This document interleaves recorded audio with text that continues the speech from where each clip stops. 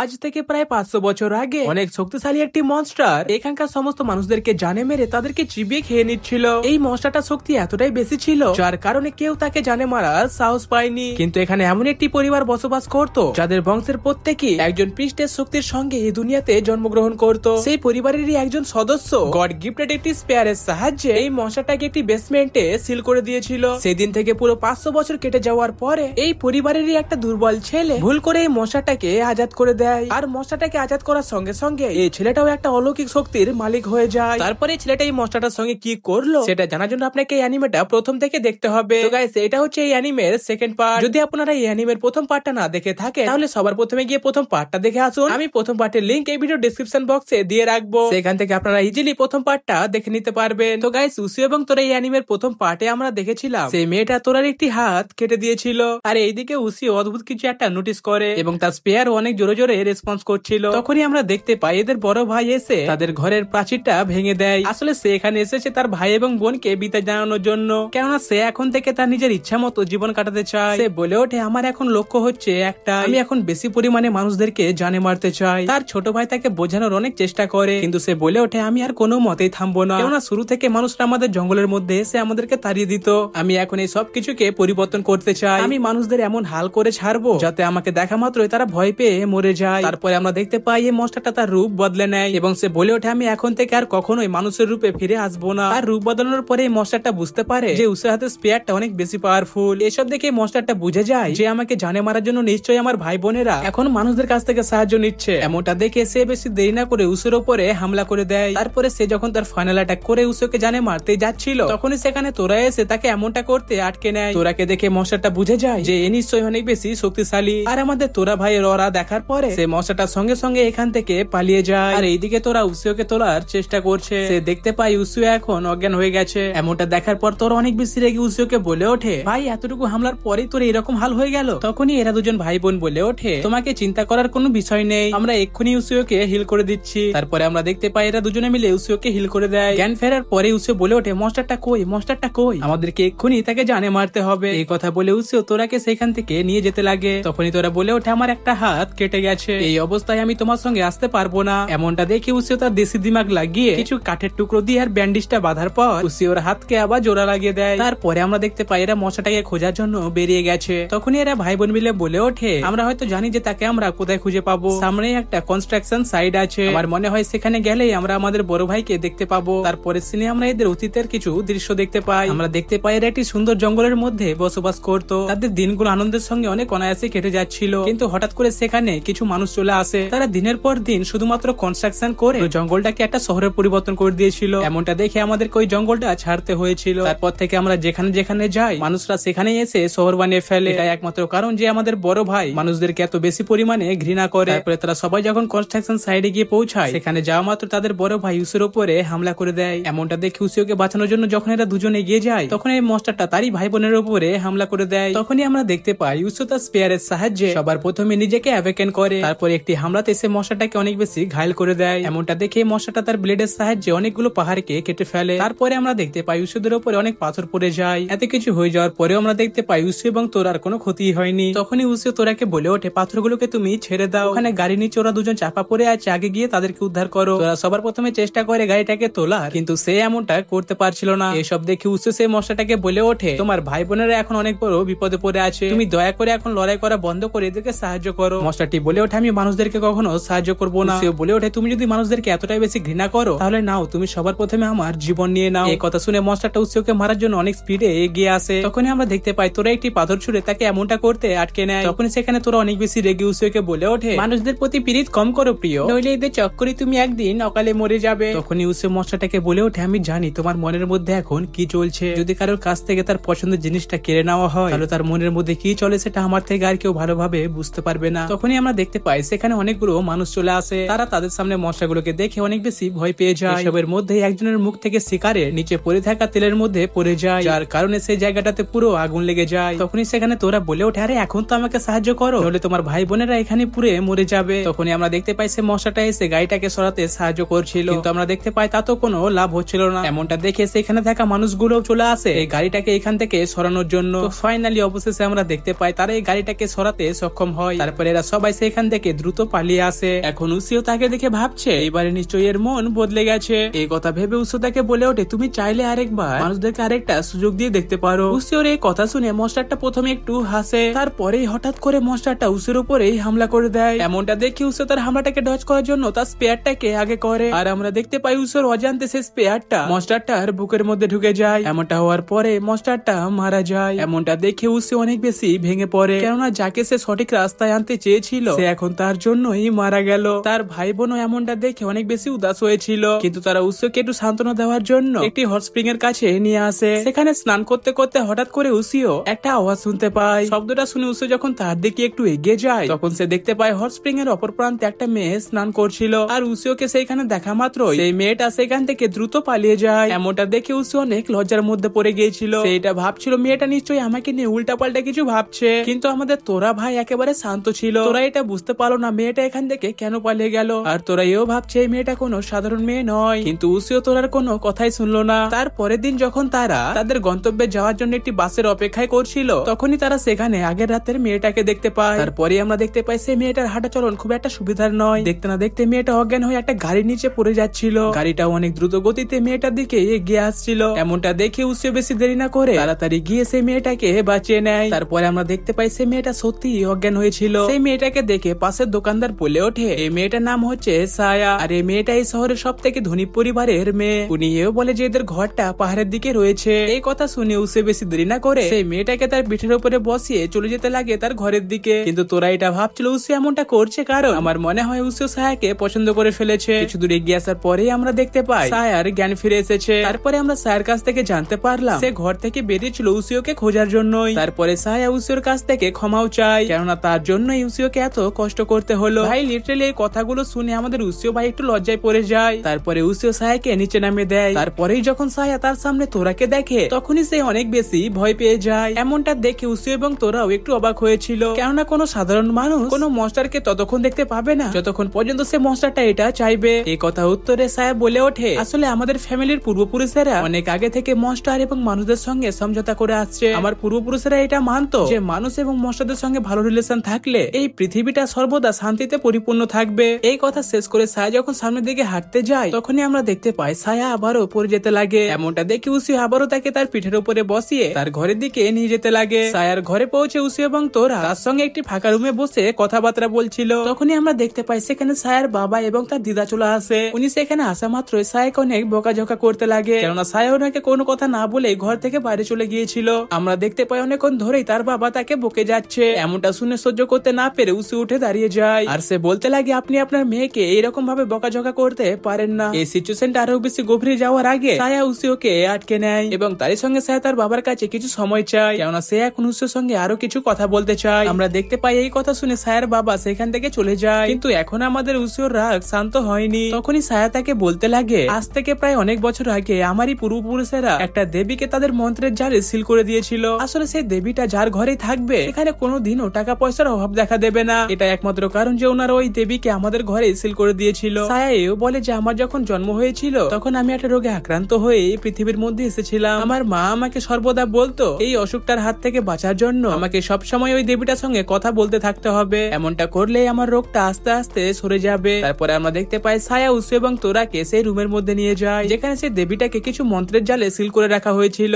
তারপরে আমরা দেখতে পাই সায়া সেই দেবীটার কাছে গিয়ে বসে যায়, আর উসু এবং তোরাকে সেখানে দেখে সেই দেবীটাদের সম্বন্ধে সায়াকে জিজ্ঞেস করে এটা কি সেই ছেলেটা যার কাছে গড গিফটেড স্পেয়ার রয়েছে? যেটার উত্তরে সায়া হ্যাঁ বলে, কিন্তু এই দেবী এটা বুঝতে পারছিল না যে তোরার মতো ভয়ঙ্কর একটা মনস্টার উসিওর সঙ্গে কি করছে। আসলে এনার কথার অনুসারে তোরাকে তো এখন মনস্টারদের রাজা হওয়া উচিত ছিল। এইসব শুনে তোরা বলে ওঠে আমি এখন এইসব কথাবার্তা গুলো বলতে মোটেও ইন্টারেস্টেড নই। আসলে আমি এখন এটা জানতে চাই যে আমাদেরকে এখানে কিসের জন্য আনা হয়েছে। তারপরে দেবী বলে ওঠে তোমাদেরকে এখানে আনা হয়েছে আমাকে মুক্ত করার জন্য। আসলে আমাকে একটা অনেক পাওয়ারফুল মন্ত্রের জালে সিল করে রাখা হয়েছে, আর এই পাওয়ারফুল ব্যারিয়ারটাকে শুধুমাত্র এই স্পেয়ারটা দিয়েই ভাঙা যাবে। এই কথা শুনে তোরা বলে ওঠে তো এমনটা করার পরিণতি কি হবে তোমরা কি সেটা জানো? তোরা বলে ওঠে নিশ্চিত রূপে দেবীটা এখানে অনেকদিন থেকে সিল হয়ে আছে, এই কারণে এই দেবীর অনেক এনার্জি এখানে স্টোর হয়ে আছে, আর এই ব্যারিয়ারটাকে ভাঙার সঙ্গে সঙ্গে সেই শক্তিগুলো একসঙ্গে ওভারফ্লো হয়ে যাবে, যার প্রভাবে এই দেবীটাও এখানে মরে যেতে পারে। এই কথা শোনা মাত্রই সায়া অনেক বেশি ঘাবড়ে যায়। তখনই সেই দেবী সায়াকে বলে ওঠে তুমি কোনো চিন্তা করো না, আমি নিশ্চিত যে এমনটা করলে আমাদের দুজনেরই লাভ হবে। তখনই আমরা দেখতে পাই সেখানে সায়ার তোরার বাবা চলে আসে। আসলে উনি এটা বুঝতে পেরে গিয়েছিলেন যে উসিও এবং তোরাকে এখানে কিসের জন্য আনা হয়েছে, এই কারণে উনি বেশি দেরি না করে উসিওর উপরে হামলা করে দেয়। তারপর আমরা দেখতে পাই দুজনে মিলে একটা সিরিয়াস লড়াই শুরু করে দিয়েছে।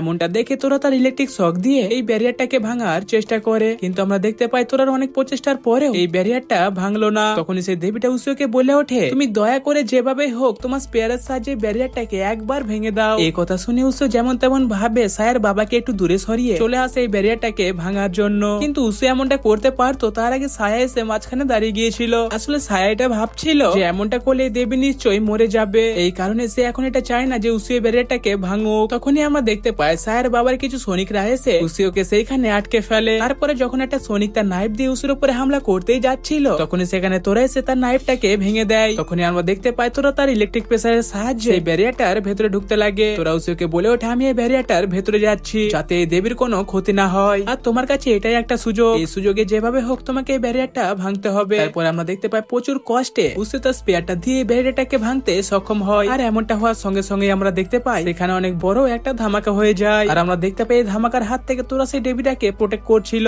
তারপরে আমরা দেখতে পাই ফাইনালি এই দেবীটা এখন মুক্ত হয়ে গেছে। আর এমনটা হওয়ার পরে আমরা দেখতে পাই সেই দেবীটা এখান থেকে চলে যেতে লাগে। সেই দেবীটা এখনো সায়ার সঙ্গে ছিল, কিন্তু সায়া তাকে দেখতে পাচ্ছিল না, অথবা বলতে পারেন সেই দেবীর একটা আত্মা সায়ার সঙ্গে রয়ে গেল। যাই হোক, এই সিচুয়েশনটা কন্ট্রোলে আসার পরে উসিও এবং তোরাও সায়ার কাছ থেকে বিদায় নেয়। সায়াও কিন্তু তার উদাস ভরা চেহারা নিয়ে তাদেরকে বিদায় দিয়ে দেয়। সেই দিনই রাত্রিবেলায় উসিও এবং তোরা ওই দুজন ভাই বোনের ঘরে থাকার সিদ্ধান্ত নেয়। আর এইদিকে নাকামোরা এবং ইনোই উসিওকে নিয়ে অনেক চিন্তা করছিল। তারা যখন উসিওর ঘরে গিয়ে এটা সম্বন্ধে তার বাবাকে জিজ্ঞেস করে, তখন তারা জানতে পায় উসিও কিছুদিনের জন্য একটা ভ্রমণে বেরিয়েছে। এই কথাগুলো শুনে নাকামোরা উসিওর উপর একটু রেগে যায়, কেননা উসিও যাওয়ার আগে তাদেরকে এটা সম্বন্ধে কিছু বলে যায়নি। আর এইদিকে উসিও যখন তার ডিনার শেষ করে বাইরে আসে, তখন সেখানকার জলে উসিও নাকামোরার ছবি দেখতে পায়। এইসব দেখে উসিও ভাবছে নিশ্চয়ই নাকামোরা কোনো বিপদের মধ্যে পড়ে গেছে, এই কারণে সে বেশি দেরি না করে সেই দুজন ভাই বোনকে এটা সম্বন্ধে বলে দেয়। তারপরে আমরা দেখতে পাই এরা দুজন ভাই বোন উসিও এবং তোরাকে নিয়ে অন্য একটা মনস্টারের কাছে নিয়ে যায়। এই মনস্টারটাকে তোমরা মিরার মনস্টারও বলতে পারো। এই মনস্টারটা নাকামোরার সঙ্গে কি কি ঘটেছে সমস্ত কথা উসিওদেরকে খুলে বলে। আসলে আজকের রাতটা নাকামোরা ইনোয়ের ঘরে থাকতে চেয়েছিল, আর ইনোয়ের ঘরে ছিল একটা অতি পুরানো একটি আয়না। নাকামোরা যখন সেটাকে অনেক কাছ থেকে দেখছিল, তখনই সেখান থেকে একটি মনস্টার বেরিয়ে এসে নাকামোরার উপরে হামলা করে দিয়েছিল। এমনটা দেখে ইনোই সে মনস্টারটার সামনে এসে গিয়েছিল, যার কারণে সে মনস্টারটা ইনোইকে নিয়ে তাদেরই আয়নার দুনিয়ায় নিয়ে চলে যায়। আর এইদিকে মিরার মনস্টার উসিওকে বলে ওঠে, তুমি যদি এখন তোমার বন্ধুকে বাঁচাতে চাও তাহলে তোমাকেও সেই আয়নার জগতে যেতে হবে। মিরার মনস্টার এও বলে যে সেখানে কিছু টাইম লিমিট রয়েছে, তোমাকে কিন্তু সেই টাইম লিমিট শেষ হওয়ার আগেই ফিরে আসতে হবে। আর তুমি যদি এমনটা করতে না পারো তাহলে তুমি চিরদিনের জন্য সেই আয়নার জগতেই আটকে যাবে। কিন্তু এই কোনো কিছুর কথা চিন্তা ভাবনা না করে উসিও এবং তোরা আয়নার সাহায্যে টেলিপোর্ট হয়ে সবার প্রথমে নাকামোরার কাছে গিয়ে পৌঁছায়। তারপরে নাকামোরাকে সঙ্গে নিয়ে তারা আবারও আয়নার দুনিয়ায় পৌঁছে যায়। সেখানে যাওয়ার পরে এরা দেখতে পায় একটি মনস্টার ইনোর সঙ্গে খারাপ কিছু কাজ করতে চাইছিল, কিন্তু সেই মনস্টারটা এমন কিছু করতে পারতো তার আগে আমাদের উসিও গিয়ে তাকে জানে মেরে দেয়। তারপরে উসিওদের দুজনকে ঘরে পৌঁছে আবারও ফিরে চলে আসে। আর এখন এখানে এরা দুজনে এটা ভেবে লজ্জা পাচ্ছে যে আমাদের জীবন নিশ্চয়ই উসিও রক্ষা করেছে। আর এইদিকে উসিওদের দুই ভাই বোনকে বিদায় জানিয়ে সেখান থেকে চলে যেতে লাগে। সেখান থেকে যাওয়ার জন্য এরা কিন্তু একটা বাস ধরেছিল। বাসে উঠে তোরা অনেক বেশি হ্যাপি ছিল। তোরা যখন জানালা দিয়ে বাইরের দৃশ্যগুলো দেখছিল, তখনই তোরা এই বাসের আশেপাশে অনেকগুলো মনস্টারের উপস্থিতি সেন্স করে। তখনই আমরা দেখতে পাই হঠাৎ করে একটি মনস্টার বাস ড্রাইভারের উপরে হামলা করে তাকে জানে মেরে দেয়। তারপরে সে মনস্টারটা উসিওর উপরে হামলা করে দেয়। উসিও তার হামলাটাকে অতি সহজে ডজ করে নিয়েছিল। আর এইদিকে বাস ড্রাইভার মরে যাওয়ার কারণে সেই বাসটা পুরো আউট অফ কন্ট্রোল হয়ে গিয়েছিল। তারপরে সে মনস্টারটা আবার হামলা করার জন্য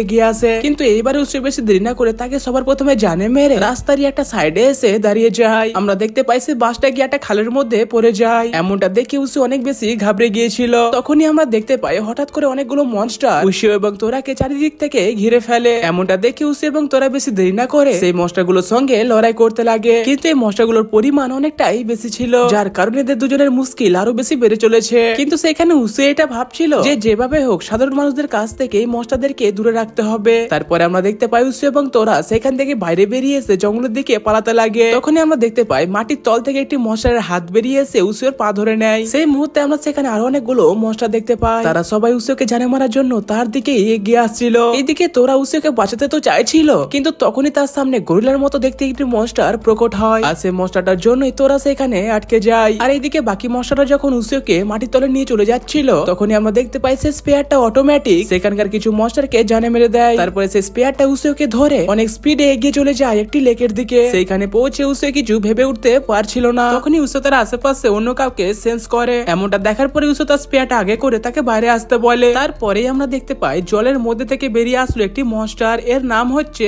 কাপা। তারপরে আমরা দেখতে পাই কাপা উসের ক্ষত জায়গাগুলোতে কিছু ঔষধি লাগিয়ে দিচ্ছে। তখনই উসে কিছু একটা ভেবে কাপাকে বলে ওঠে, আমাদের উপরে হামলাটা কারা এবং কিসের জন্য করছে? ভাই লিটারালি এটা শুনে আমাদের কাপা তো অনেক বেশি অবাক হয়ে গিয়েছিল, কেননা সে এটা কখনোই ভাবতে পারেনি যে এই হামলাটার কারণ উসেও জানবে না। তারপরে কাপা উসেওকে এই হামলার প্রধান কারণটা বলতে লাগে। কাপা বলে ওঠে, আজ থেকে প্রায় অনেক বছর আগে একটি মেয়ে চায়না থেকে জাপানে এসেছিল, আর সেই মেয়েটা কোনো সাধারণ মেয়ে ছিল না। আপনারা বলতে পারেন সে একটা মনস্টারের রূপ ধরেছিল। তার আসল রূপ অনেক বেশি ভয়ঙ্কর ছিল, তার শক্তি এতটাই বেশি ছিল যেটার কারণে কোনো মনস্টাররা তাকে মারার কখনো সাহস পায়নি। আর এই মনস্টারটার নাম হচ্ছে হাকুমান্নো মোনো। এখানে উল্লেখ হয়েছে এই মনস্টারটা হচ্ছে নাইন টেল বিস্ট। আসলে তার চিন্তা ভাবনা অনেকটাই অন্যরকম ছিল। হাকুমান্নো মোনো এটা সর্বদা ভাবতো যে আমার থেকে দুর্বল মনস্টারদের এই পৃথিবীর মধ্যে বেঁচে থাকার কোনো অধিকার নেই। এই কারণে সে একের পর এক সমস্ত মনস্টারদেরকে জানে মারতে লেগেছিল। এসব কিছু দেখে বাকি মনস্টাররা সবাই একসঙ্গে মিলে একত্রিত হয়ে হাকুমান্নোর বিরুদ্ধে লড়াই করতে লেগেছিল। সেই সময় আমাদের তোরা এদেরকে সাহায্য করেছিল। সেখানে তোরা এবং বাকি মনস্টারদের শক্তিগুলো একত্রিত হয়ে একটা ভয়ঙ্কর রূপ নিয়ে নিয়েছিল, যেটা দেখে বাধ্য হয়ে হাকুমান্নো মোনো পেছনে সরে গিয়েছিল। কিন্তু সেখান থেকে হাকুমান্নো মোনো এটা বলে গিয়েছিল যে আমি এটার বদলা খুব তাড়াতাড়ি নিতে আসবো। হাকুমান্নো মোনোর এই কথা শুনে বাকি মনস্টাররা অনেক বেশি ঘাবড়ে গিয়েছিল। এই কারণে তারা বাধ্য হয়ে একটা সিদ্ধান্ত নিয়েছে যে যেভাবে হোক এর পরের বার হাকুমান্নো মোনোকে জানে মেরে দিতে হবে। কিন্তু এমনটা করতে আমাদের তোরার কোনো ইন্টারেস্ট ছিল না। এই কারণে সে সেখান থেকে চলে গিয়েছিল। আর তখনই উসুর এক পূর্বপুরুষ গড গিফটেড স্পেয়ারটার সাহায্যে তোরাকে একটি বেসমেন্টে সেল করে দিয়েছিল। আর এইদিকে বাকি মনস্টাররা হাকুমান্নো মোনোর লোকেশন খুঁজে পেয়ে গিয়েছিল, কিন্তু তবুও তারা সবাই মিলে হাকুমান্নো মোনোর কোনো ক্ষতি করতে পারলো না। কেননা তারা যখন সবাই মিলে হাকুমান্নো মোনোর উপরে হামলা করেছিল তখনই হাকুমান্নো মোনোর সামনে একটা সিলেপের হয়ে গিয়েছিল। আর এই ব্যারিয়ারটার কারণে বাকি মনস্টারদের হামলাগুলো ডিস্ট্রয় হয়ে গিয়েছিল। আসলে এই ব্যারিয়ারটা আর অন্য কেউ ক্রিয়েট করেনি, এই ব্যারিয়ারটাকে বানিয়েছিল উসিওর মা। তখন থেকে সবাই তোমার মাকে অনেক বেশি ঘৃণা করতে লেগেছিল। এটাই একমাত্র কারণ যে বাকি মনস্টাররা তোমাকে এখন জানে মারতে চায়। তখনই উসে সেন্স করে যে তাদের দিকে অনেকগুলো মনস্টার এগিয়ে আসছে। এই কথা শুনে কাপা উসিওকে পাশেরই একটা গ্রামের দিকে চলে যেতে বলে। তারপরে আমরা দেখতে পাই উসিও কাপাকে বিদায় জানিয়ে গ্রামের দিকে চলে যেতে লাগে। সেখান থেকে কিছু দূর এগিয়ে যাওয়ার পরে আমরা দেখতে পাই উসিওকে অনেকগুলো মনস্টারে ঘিরে ফেলেছে। সেই মনস্টারগুলোর সঙ্গে লড়াই করার সময় উসিও বুঝতে পারে যে আমি কখনো একা এদের সামনে পেরে উঠতে